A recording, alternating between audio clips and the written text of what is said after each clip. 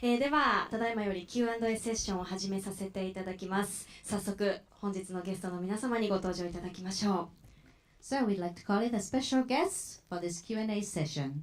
スタジオライカ CFO のブラッド・バルドさん、そしてアニメーションスーパーバイザーのブラッド・シフさん、プロダクションコンサルタントの後藤太郎さんで拍手をお迎えください。 So please give a big hand.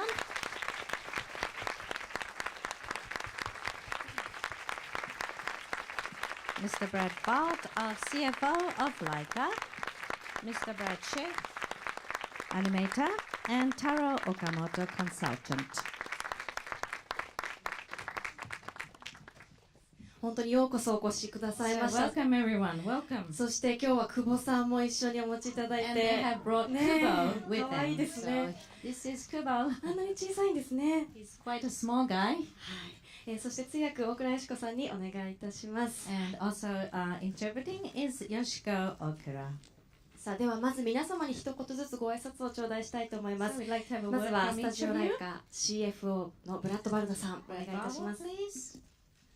It's such a pleasure to be here. This is our dream to, after the worldwide release, to bring Kubo back to his homeland and be with all of you here in this wonderful country.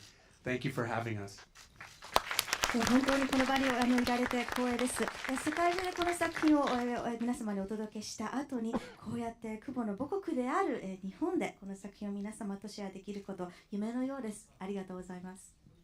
ありがとうございます。続いてアニメーションスーパーバイザーのブラッド・シフさん、 Mr. Brad Schiff, ブラッドさん please. だらけのね、 Well, both 表情 Brads. ですけれど The も、 Brad tour. ご挨拶をお願いします。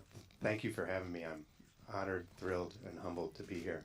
And I hope you all enjoyed our cruise love letter to Japan. 本当に温かい歓迎ありがとうございます。クルー、スタッフ全員のですね、日本へのラブレターであるこの作品、楽しんでいただけたのだったら嬉しいです。ありがとうございます。 Thank you very much. そしてプロダクションコンサルタントで、今回は久保ではですね、日本文化のアドバイザーとして参加されました後藤太郎さん、お願いいたします。 Mr. Taro Yamamoto.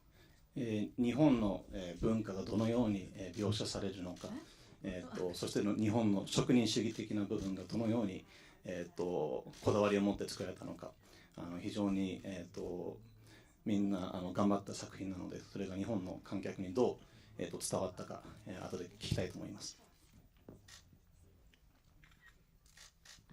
はい、ということで後ほど皆さんのご感想も伺いたいと思いますが、まずは私の方からいくつか質問させていただきます。本当にこの職人技といえる技術で心底驚かされましたけれども、このストップモーションというスタイルですが、現代ですと CG アニメーションが全盛の時代になってまして、その中でこのストップモーションをこのスタイルを貫いていくことについてのライカの信念、 So ス in タン this スを教 world えてください。 where CGI is prevalent, how come that at LAIKA you do stop motion animation? Oh, it's our passion. There's nothing, taking an age-old technique and blending it with wonderful state-of-the-art technology creates such a beautiful product.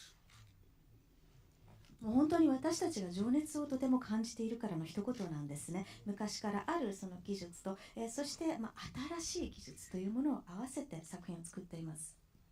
And there's nothing quite like real light hitting a real object in a real space, crafted by real artisans and skilled animators. So it's the beautiful filmmaking process that you see on screen.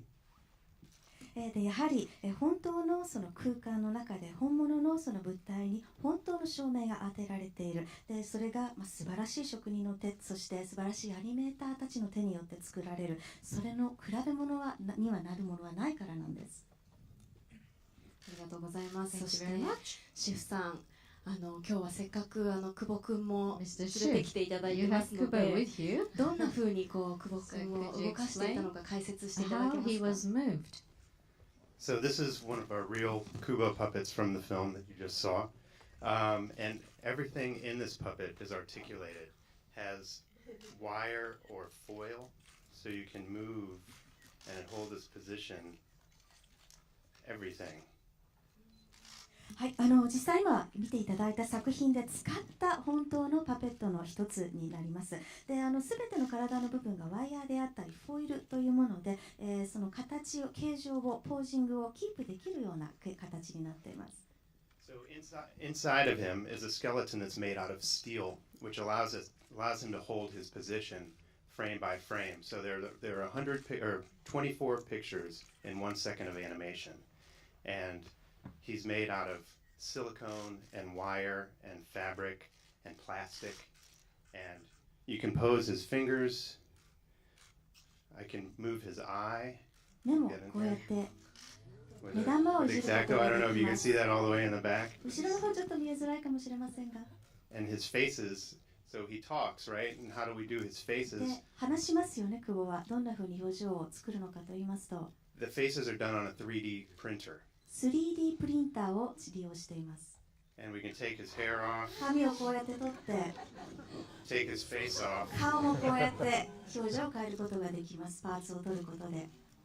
and they stick on with magnets. マグネット、磁気によってくっついているんです。 And we change that 24 times a second. で、1秒に24コマ絵を作りますから、24回変えるわけですね。調整していきます。素晴らしいですね。すみません、冒頭で、今、ブラッドさんがおっしゃったんですけれども、この骨格の部分は、スチールでできていまして、でそしてそれをそれによってだからその24コマ分のその、ポージングのポジションを、キープそのまま動かずにできるという作りになっています。で他の、部分はシリコンとかワイヤーとか繊維とかプラスチックでできています。 And as you could see, the armature allows us to get そして上の部 subtleties 分 in なんですけれど performance も、すごく繊細な演技ができます。 and pretty much do anything that the human body can. 人間の体できることはほぼできるんです。人間よりもできるそうです。 Yeah, we call them little vampires because 僕たちは彼らのことを小さなヴァンパイアと呼んでいます。 every bit of life you see on the screen from this 3D で puppet 見ていただいたこのパペットたちが持っている命のすべての部分ですが、 has been sucked from an animator. 動かしているアニメーターの命を全部吸い尽くされて、そして動かされているからなんです。僕たちが吸い尽くされているということですね。それぐらいご苦労もあったと思いますけれどもね。でも本当に繊細なお顔の表情で、お母さんや久保くんの表情で私は心を動かされて涙を流すというその苦労のね。We really thought we were very moved by the expressions of the mother and Kubo, everyone, all the characters. I've watched this film 50 times and still I tear up every single time. I do too. お二人とももう50回は作品を見ているのだけれども、毎回涙してしまうんだよなとおっしゃっています。ありがとうございます。そして後藤さん、日本人の私たちが見ていても、もうありがとうと思わず言ってしまうぐらい日本の文化でしたり、わびさびのようなものを理解されている本当に作品だったと思うんですが、アドバイザーとして参加されて、どのように制作するどのようにやり取りをして制作をされたのか。 Everything was very, very authentic. We felt the wabi and the sabi in the scenes. So how did you supervise this?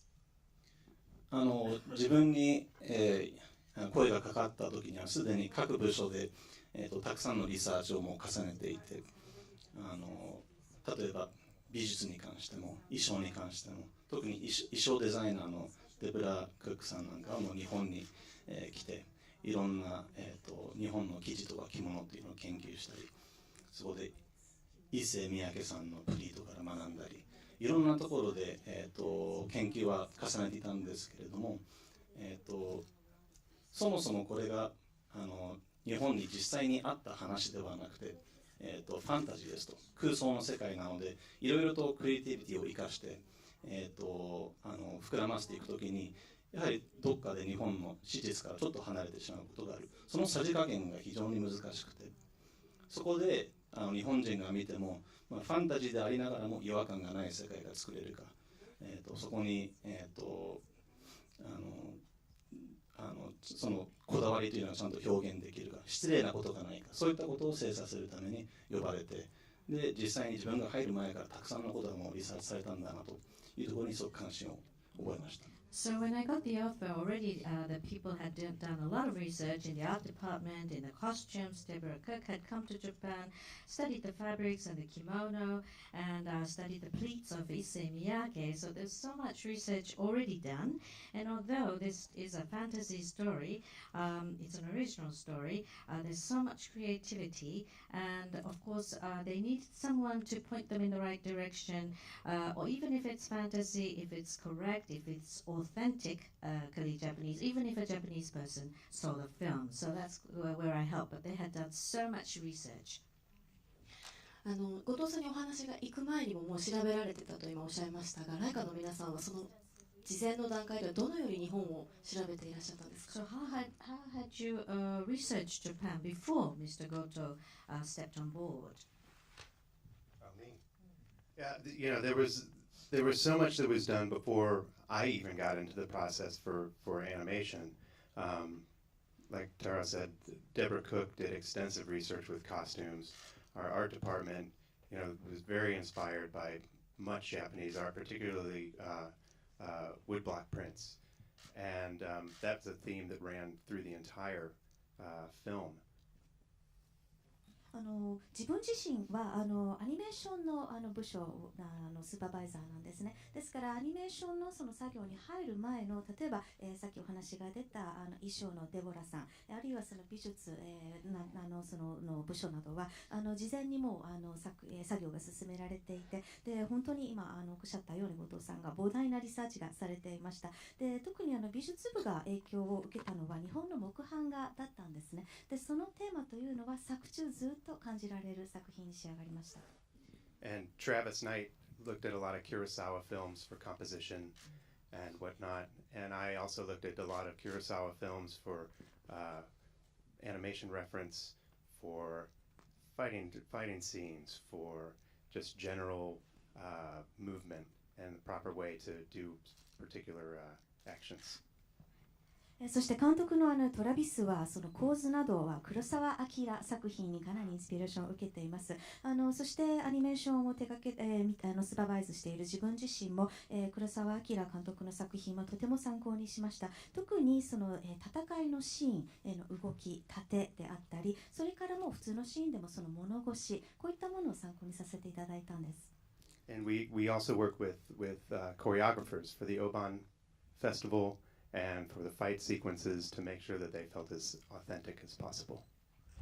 そしてとにかくそのリアルであることを追求するために、お盆のお祭りで踊るシーンであったり、そして日本風のやっぱり戦いのシーンというのは専門の振り付け、あるいはその盾の先生をお呼びして作ってきました。特に、木版画でいうと斉藤清さんの影響が非常に強いんですけれども、自分が実際に現場に行ってびっくりしたのが、その木版画のキメとかを細かいところに表現していって、肉眼では全く、見れるはずのないようなところをそれをレーザーステッチングとかレーザープリンティングでこう反映している、そういったものが、細かいところに行くと見れるんですけれども、やはり肉眼ではそこ見えないところの多分全体を見たときにその質感にいろいろとこう影響があって、そこまでこだわって描くところは非常に日本の職人意識がアメリカでも継承されているんだなと思いましたね。So a lot of it was based on a woodblock painting of Kiyoshi Saito, and the details were quite fantastic. You can't see everything with just the naked eye, but they really went into the details so you could get the texture of the thing. It's a craftsmanship that Japanese people have, but that was reflected in this film. We made a series of Saito stencils that were painted on the sets, on the buildings. So even though you may not be able to see it, you could feel the movement on the ground and on the buildings, on the trees, and on the ground you could feel the texture. We used crushed walnuts for the ground to give it that texture. そして今お話が出た斉藤清のその作品のステンシルを例えば建物であったりあるいはセットに使っているんですね。でよく見ないとその分からない部分かもしれませんが例えばその地面もそうですし建物だったり木にそういうその感触というものを質感を持たせている。で実は地面なんかはくるみを砕いたものを使って表現などしています。ありがとうございます。ではここから皆さんから質問を受けたいと思いますがいかがでしょうか。そちらのじゃあメガネの男性の方、はいお願いいたします。本当に素晴らしい作品なのに日本でいつまでも公開されないからIt's such a wonderful film, but I was wondering when it's ever going to be released here in Japan. 北米からブルーレイを買っちゃった人とかいっぱいいると思います。 There's a lot 僕 of もそ people うです who けど bought the Blu-rays from North America. でちょっと見てるうちに気になったことがあるんですけど普通物語の弾き語りというと日本だと琵琶法師っていうのがいまして琵琶というのが一般的だと思うんですがこれをあえて三味線にしたっていうのはやはり琵琶と三味線で弦の数が違ってどうしても3本の弦にしたかったっていうのがあったんでしょうか。So I want to ask the question. Usually we have these storytellers, musician storytellers, who use the instrument called biwa, yet you use shamisen, which has 3 strings. And was it because you chose the shamisen because you needed that many strings? Is that the reason? Well, it was a story point, Kubo and the 2 strings. So the 2 string, Mother's Hair, Beatles' bowstring, and Kubo's hair. So that was the family, the 3 of them. And that's why the shamisen. And I wanted to save the best for last. That's why we came to Japan last. We saved the best for last. まずですね、そうなんです。3本でなければやっぱり物語的に成立しなかったというのがあったんですね。母の髪、そしてクワガタの弓の糸、そしてクボの持っている糸というこの3本でなければいけなかったということと、そして CFO のブラッドさんの方からは日本で最後に公開されたのはやっぱり一番最高の場所を最後に取っておいたからだよということです。ありがとうございます。ありがとうございます。さあ続いてじゃあ後ろの方もパンフレットを掲げてらっしゃる方の情熱が今私に届いたので、はい、すいませんその方に手を挙げたまますいませんお願いします。はいありがとうございます。Hello, my name is Kubo. Oh, So I was called my name hundreds of times in this film, so now that I feel a little strange. 何度も名前を挙げてちょっと I 不 love 思議でした。stop making animation, so of course I saw all the LAIKA films and others. So, but since last week, I saw over 10 films in this festival. But this is the best film. This is the best film. This is the treasure. Yeah, and the art. So my question, name Kubo is not many in Japan compared with Tanaka, Sato, Nakamura. So why did you name the main character Kubo?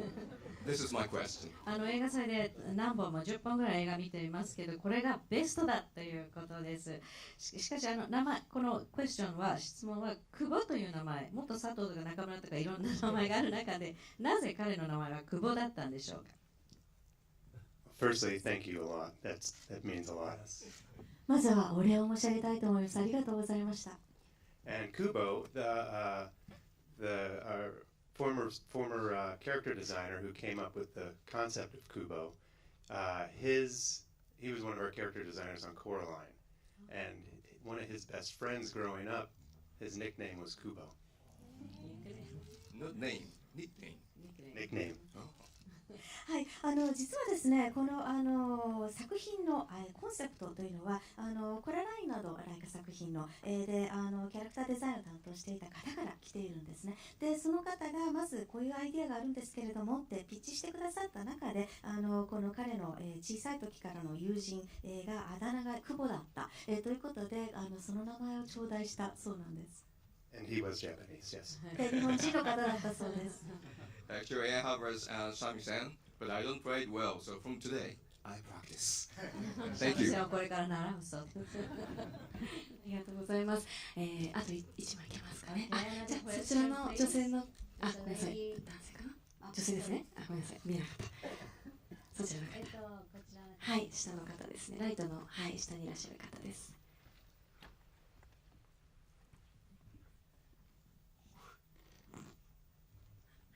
質問をじゃあスタッフが読ませていただきます。勇気をもらえる愛にあふれた素晴らしい作品ありがとうございま Thank し you た for。this wonderful film which really filled me with love and courage. 折り紙のアイデアはどうやって生まれたのですか How did this idea of origami, using origami, start?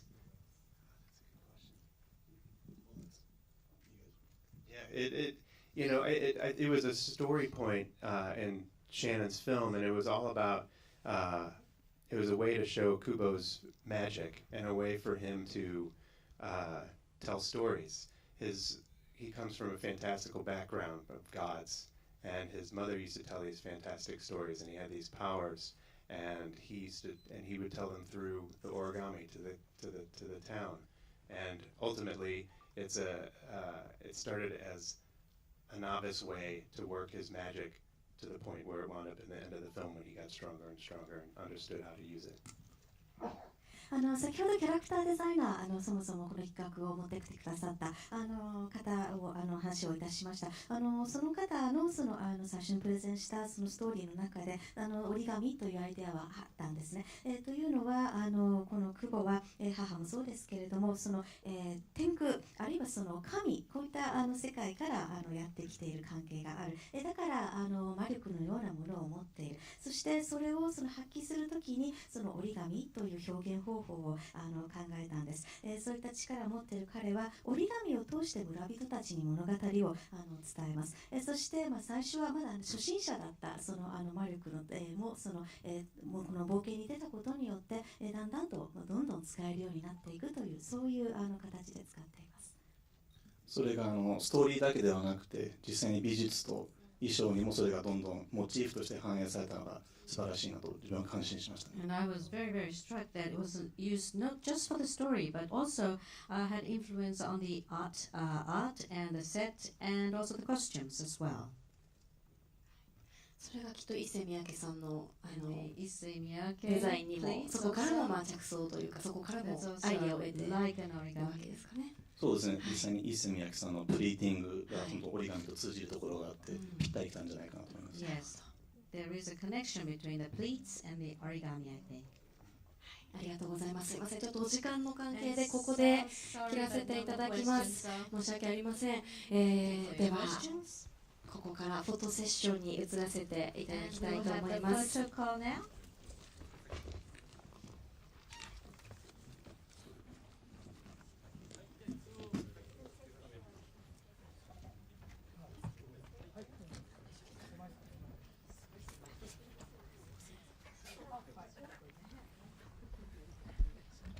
せっかくですから久保さんも足元お気をつけください。ね、お近くで見ていただきたいですが、足元お気をつけください。素晴らしいですね。椅子を片付けていただいて、はい、お願いします。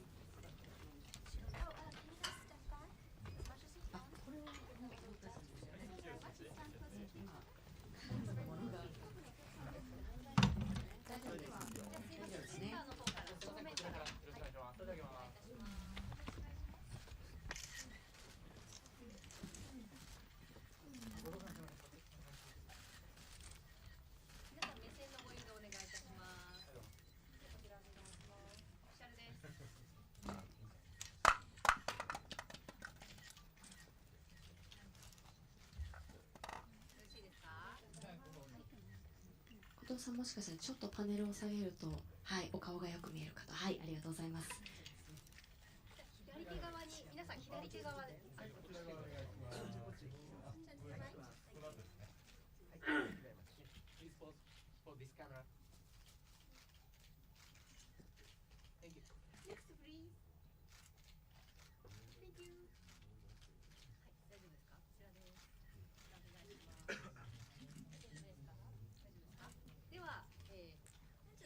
こちらで、はい。Side, please.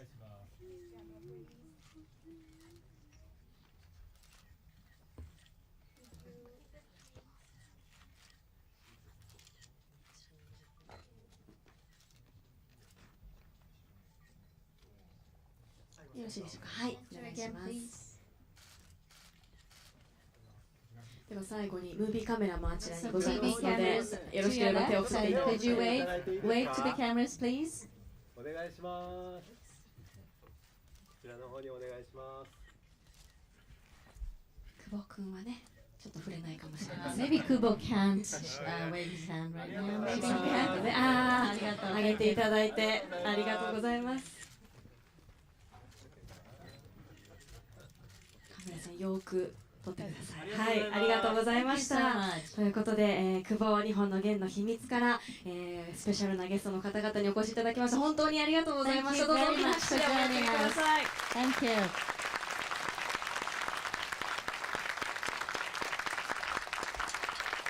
ブラッド・バルドさん、ブラッド・シフさん、そして後藤太郎さんでした。ありがとうございました。